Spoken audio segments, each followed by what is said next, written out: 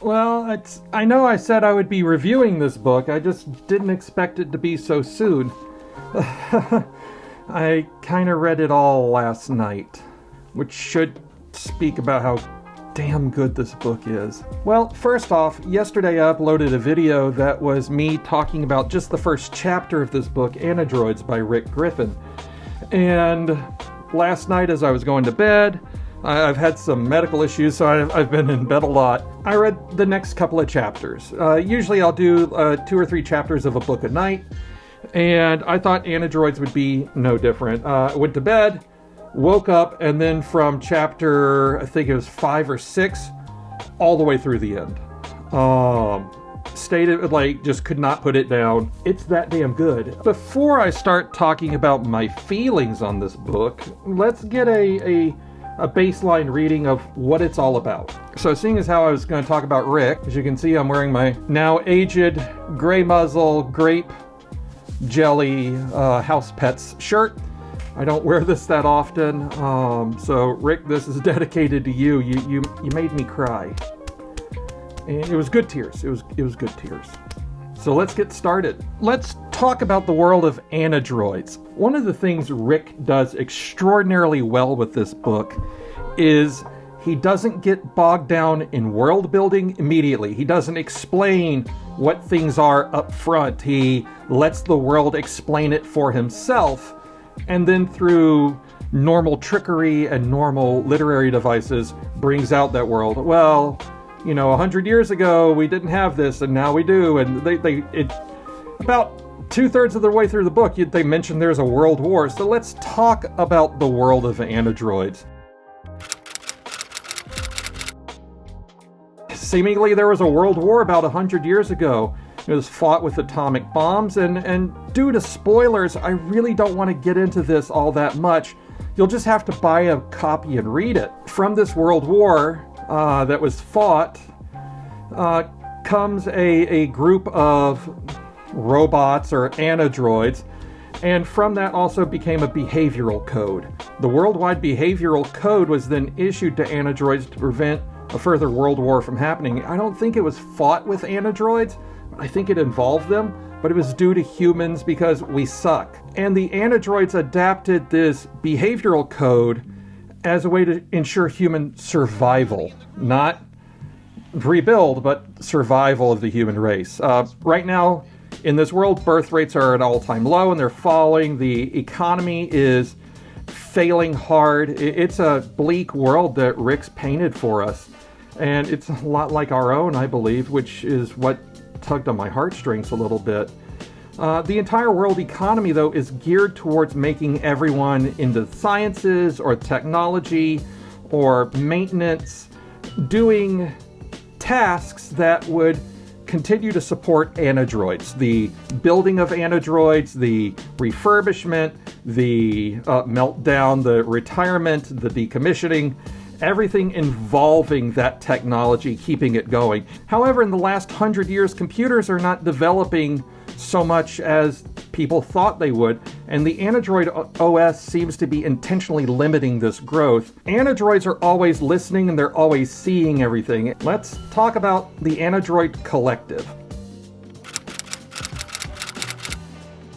It's a group awareness and file sharing system that connects every computer and Ani-Droid on the planet together. If it has a processor, it's connected to the internet, it has the behavioral code on board, and it dictates to the robot priorities, which are preserve the collective, preserve humanity. Or that's at least what I interpret it as.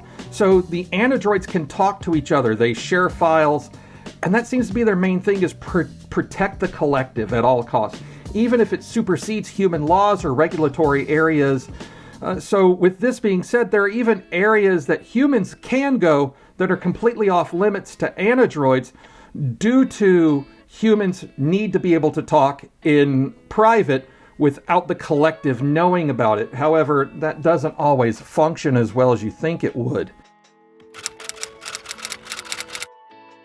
The behavioral code is a program within the operating system that dictates priority, emotional response, and self-preservation of the robot or the computer. Now, an anadroid itself is a robot designed to look like an anthropomorphic critter. Why? Because it was written by Griffin and, furries.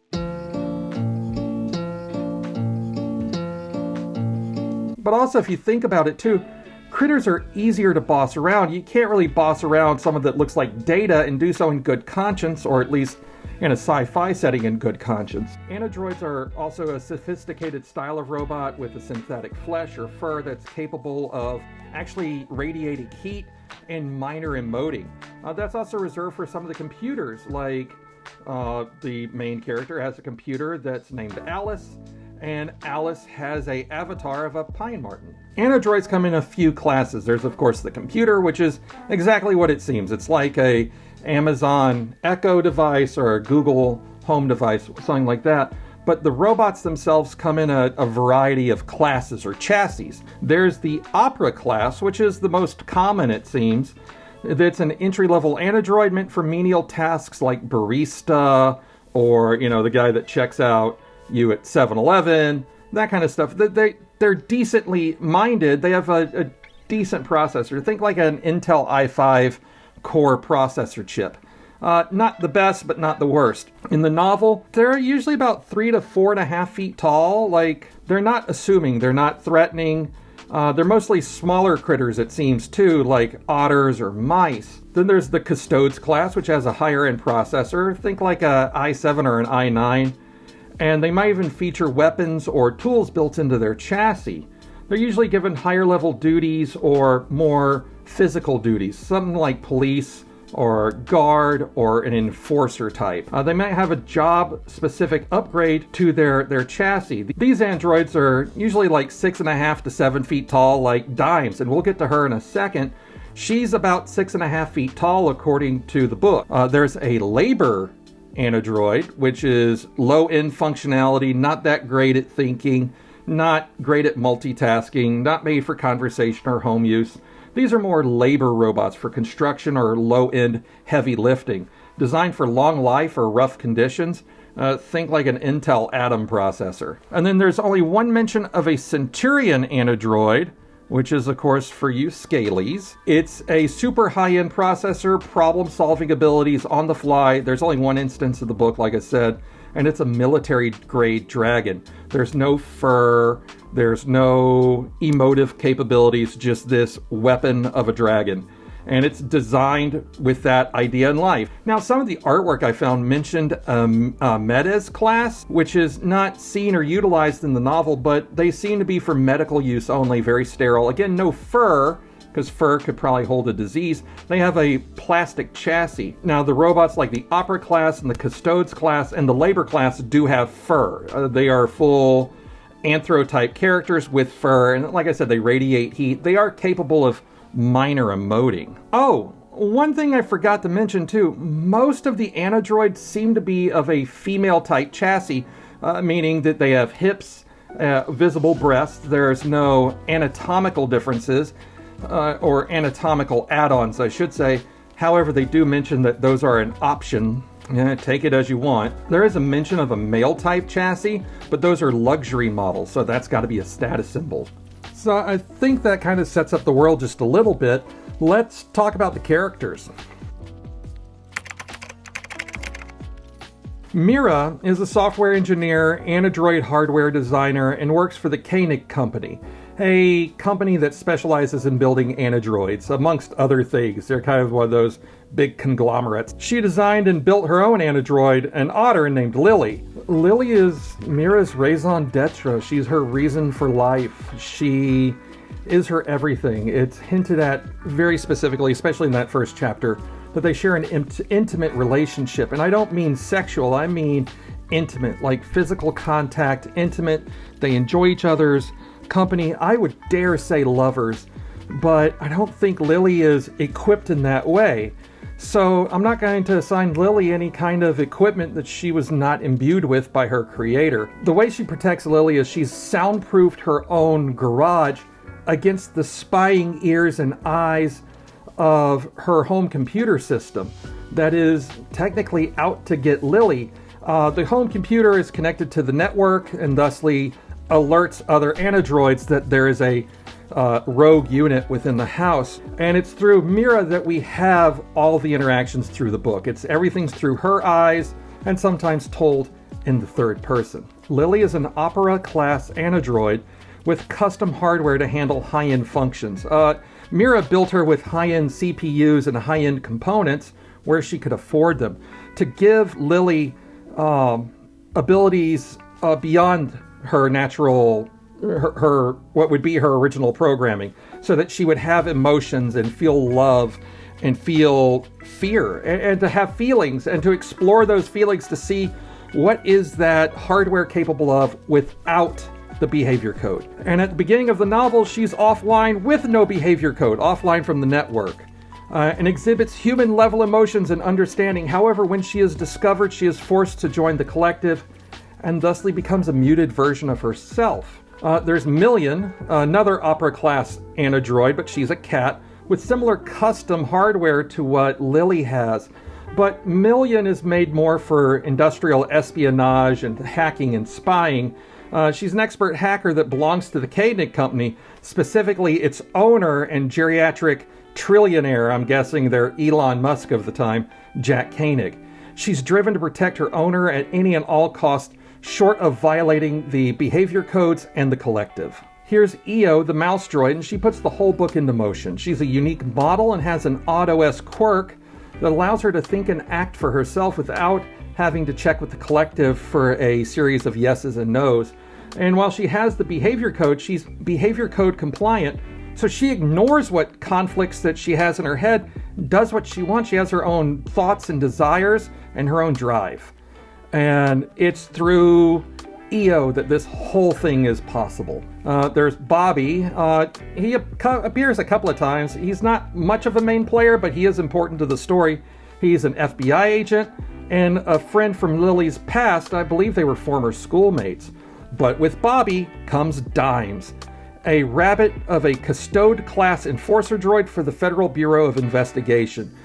She has multiple layers of armor beneath her synth skin, and she has weapons on board that can pop out of her arms. And her whole thing in this is protect the code, protect Bobby, protect the United States of America, protect the laws. I think it's kind of in that order. And then there's so many other great characters, but I'm only going to drop in one more, and that's that's her name, The is a raccoon that was found in the desert and has survived on her own. She has an OS quirk of her own that allows her to be self-preservative and not need to talk to the collective. In fact, she hides from it frequently, but she's in bad self-repair, and she's going to have to depend upon the others to help her get fixed up and move the story along. She salvages other anadroids for her own parts so that she can continue that self-preservation and is not listed to having an owner. So I want to discuss now some of the story elements that happens, and there might be spoilers from this point forward. So if you're really intent on reading the book, I would suggest don't watch this next part. Just click off the video, like and subscribe, and I thank you for watching. So from the beginning chapter, Mira has created a anadroid that is meant to be off-grid, built 100% custom with no behavioral modifications. It's done to see if the behavioral code that's found in every computer in the nation on Earth is limiting the hardware by the OS itself. Lily, her Opera-class otter, functions with the same intellect and curiosity and desires of a normal human being, proving that even in a small form, Mira's hypothesis is correct.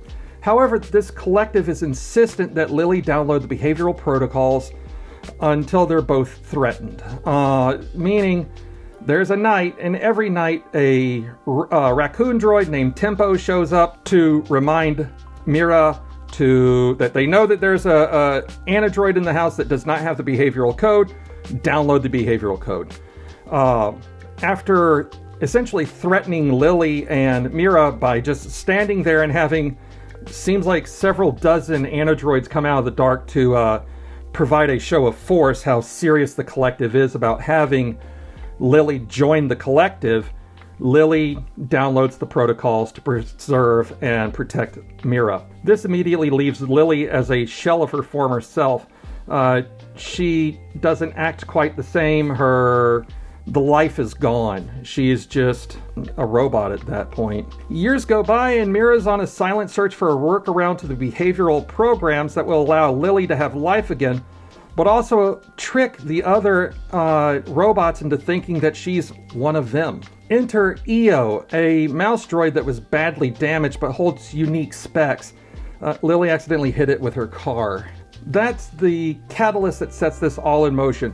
Mira and Lily accidentally hit EO as she falls out the back of a truck and hitting Mira and Lily's car, causing it to crash and badly damaging EO and Lily in the process. Mira rebuilds EO after the crash, hoping to make a few quick bucks so she can further repair Lily. However, she slowly realizes that EO isn't like other anadroids. She doesn't download stuff. When she comes back online, she has to watch YouTube to learn. She doesn't connect to the internet because she doesn't have the wireless card modules.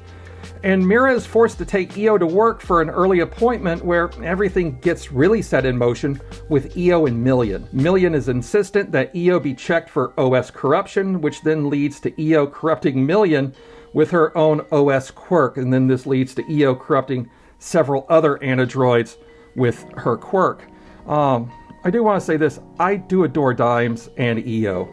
I love EO in that she's always building back her memory. She doesn't have her complete memory at first, and she doesn't immediately tell anyone what's going on when she remembers something.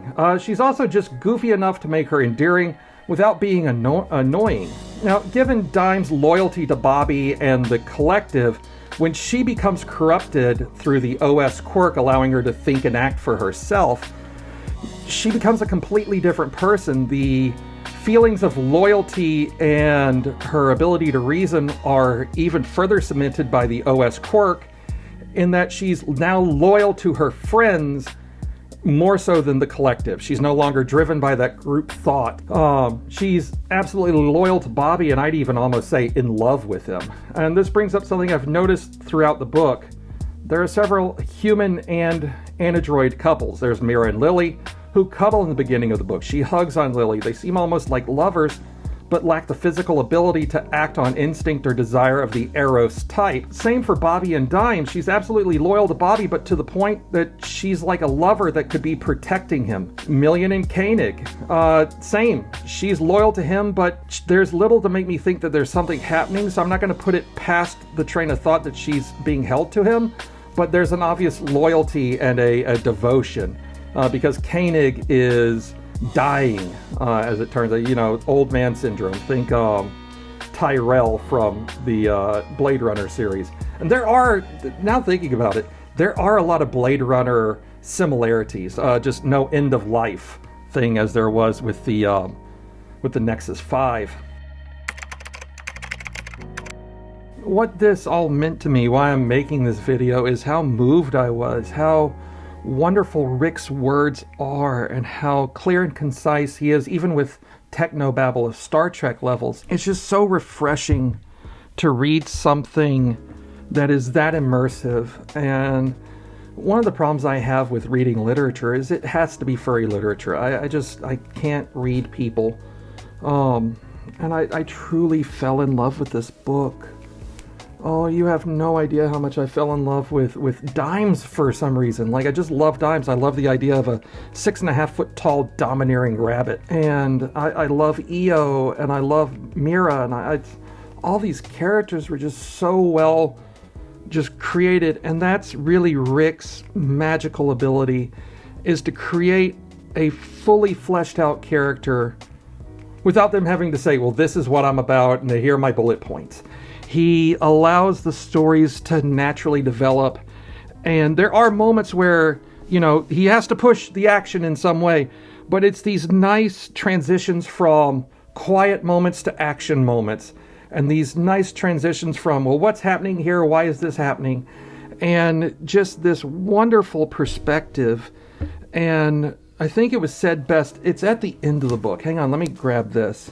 I want to read the last passage, not the end of the book, but the afterword from Rick. Special thanks to my editors, everyone who supported me on my Patreon, and everyone who's in the Haven Celestia Discord. While Ani-Droids is its own story and not part of Haven Celestia, we just like science fiction. If you want to have some more science fiction, be sure to check out said Haven Celestia stories, and he lists those below. But that stuck with me. We just like science fiction. And these characters are incredibly, just even in the short time that I've known them and read about them, like EO. EO means so much to me. I'm not lying when I said I cried.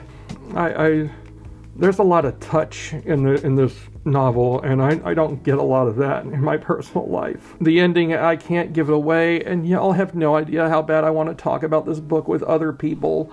And the only people I can do it in is in the Griffin Discord, when you have to put spoilers on everything. And I can't tell y'all how bad I just want to be held by Dimes and EO.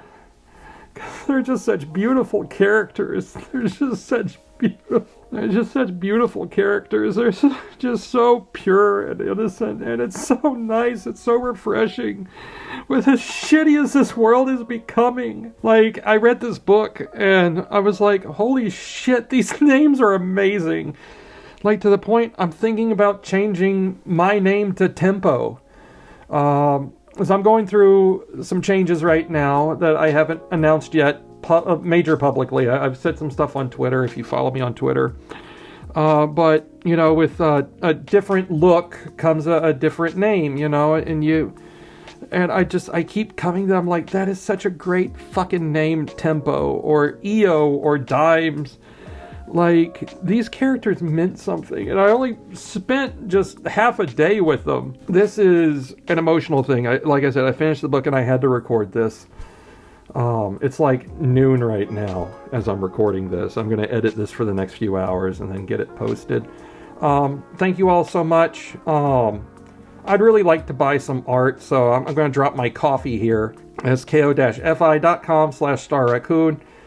Help me live a fantasy, please. I'd appreciate it. And it's purely just for art. Or if there's an artist out there that wants to draw me and Dimes together, please do. Otherwise, you know, I'll see you in the next video. Until next time, I'm Stardust Raccoon. Go out and buy Ani-Droids. Go out and buy this right now. Right now from Amazon.